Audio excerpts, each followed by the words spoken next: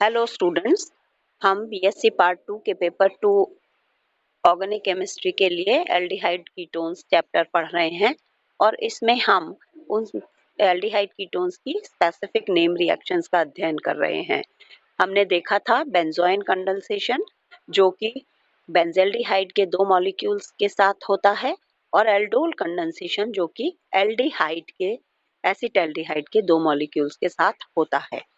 तीसरे प्रकार के जो कंडेंसेशंस हैं जिसमें मिक्स्ड मॉलिक्यूल्स रहते हैं तो ये भी कहलाता है क्रॉस्ड एल्डोल कंडेंसेशन।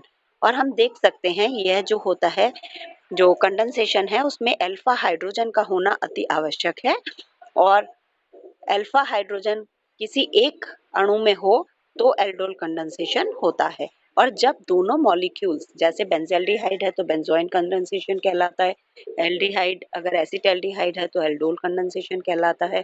और अगर यह दोनों अलग अलग हैं यानी दो समान या असमान एल्डिहाइड्स के मध्य है तो हम इनको क्रॉस्ड एल्डोल कंडेंसेशन कहते हैं। यह दो समान और असमान कीटोन्स के मध्य में हो सकता है। उसमें कार्बोनाइल ग्रुप का होना आवश्यक है, सी डबल बॉन्ड ओ का होना आवश्यक है और दूसरा अल्फा हाइड्रोजन का होना आवश्यक है। यह एल्डिहाइड और कीटोन यानी एक मॉलिक्यूल एल्डिहाइड हो, दोनों एल्डिहाइड हो और अलग अलग तरह के एल्डिहाइड हो तो भी, दो कीटोन्स हो और दोनों अलग अलग तरह के हो तो भी, एक एल्डिहाइड हो और एक कीटोन हो तो भी, और फॉर्मेल्डिहाइड का कंडेंसेशन जो है उससे भी हमें प्रोडक्ट्स मिलते हैं। तो इस प्रकार यह अभिक्रिया क्रॉस्ड एल्डोल कंडेंसेशन कहलाती है जो कि एल्डिहाइड कीटोन्स की बहुत महत्वपूर्ण अभिक्रिया है।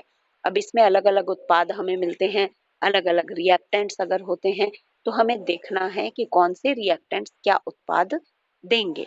तो कुछ उदाहरण हम देख सकते हैं कि प्रोपियोनेल्डिहाइड और एसिटल्डिहाइड से 3 हाइड्रोक्सी पेंटेनॉल बनता है, यानी टोटल जितने भी कार्बन हैं 1 2 3 और 1 2, तो टोटल 5 कार्बन का मिला हुआ एक OH और एक एल्डिहाइड। तो ये हमारे पास हाइड्रोक्सी एल्डिहाइड, ये प्रोडक्ट इंपॉर्टेंट है एल्डोल कंडेंसेशन में जो कि हमें यहाँ पर प्राप्त होता है। तो मॉलिक्यूल्स में जितने भी कार्बन्स हैं वो सब ऐड हो जाते हैं और एक वाटर मॉलिक्यूल का लॉस होता है किसी भी एसिड या बेस कैटलिस्ट की प्रेजेंस में। इसी प्रकार से दूसरी जो अभिक्रिया है एसिटल्डिहाइड और प्रोपियोनेल्डिहाइड, तो उसमें हमें 3 हाइड्रोक्सी 2 मेथिल ब्यूटेनॉल मिलता है। तो 5 इसमें भी जो मॉलिक्यूल्स की संख्या, जो कार्बन की संख्या है वह 5 है क्योंकि एसिटल्डिहाइड और प्रोपियोनेल्डिहाइड दोनों ही मॉलिक्यूल्स हैं जैसा कि ऊपर की रिएक्शन में है, लेकिन पोजीशंस जो हाइड्रोक्सी ग्रुप की है और सब्स्टिट्यूएंट जो है वो चेंज हो जाते हैं और मॉलिक्यूल का स्ट्रक्चर, जो बनने वाला प्रोडक्ट है, वह बदल जाता है। बेरियम हाइड्रोक्साइड अगर कैटलिस्ट हम बदल देते हैं तो एसीटोन्स जो हैं वह कंडेंस होकर 4 हाइड्रोक्सी 4 मिथाइल 2 पेंटेनॉन यानी डाई एसीटोन एल्कोहल्स बनते हैं। तो हमें यह यहाँ पर देखना है कि रिएक्टेंट्स क्या हैं और प्रोडक्ट्स उसमें क्या बन रहे हैं। डाइल्यूट HCl की प्रेजेंस के अंदर एसीटोन के दो मॉलिक्यूल्स मिलकर मेसिटिल ऑक्साइड बनाते हैं। यह मेसिटिल ऑक्साइड फिर फर्दर कंडेंस होकर एक और एसीटोन के साथ में फोरोन बनाता है। तो फोरोन भी एल्डोल कंडेंसेशन का प्रोडक्ट है। मेसिटिल ऑक्साइड एक बहुत इंपॉर्टेंट मॉलिक्यूल है, वह भी एल्डोल कंडेंसेशन से हमें प्राप्त होता है एसीटोन के दो मॉलिक्यूल्स के कंडेंसेशन के द्वारा। फिर क्रियाविधि इसकी इंपॉर्टेंट क्रियाविधि है, यह भी हमें आनी चाहिए।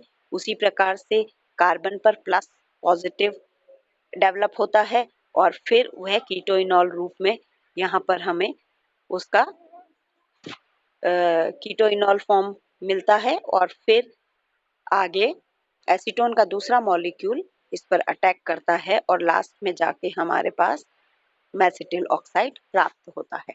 तो सल्फ्यूरिक एसिड की उपस्थिति में भी एसीटोन के 3 अणु कंडेंस होकर एक चक्रीय मॉलिक्यूल जिसे हम मेसिटिलिन कहते हैं वह मिलता है और 3 मॉलिक्यूल्स यहाँ से वाटर निकल जाता है। और फॉर्मेल्डिहाइड का जो कंडेंसेशन होता है बेरियम हाइड्रोक्साइड की प्रेजेंस में, उसमें हमें फार्मोस प्राप्त होता है और यह फार्मोस एक लॉन्ग चेन एल्डिहाइड है जिसमें सभी कार्बन्स पर OH OH और OH होता है। तो यहाँ पर हम देख सकते हैं फॉर्मोस एक इम्पॉर्टेंट मॉलिक्यूल फॉर्मेल्डिहाइड के कंडेंसेशन से मिलता है। तो कंडेंसेशन बहुत इम्पॉर्टेंट एक नेम रिएक्शन है एल्डिहाइड कीटोन्स की।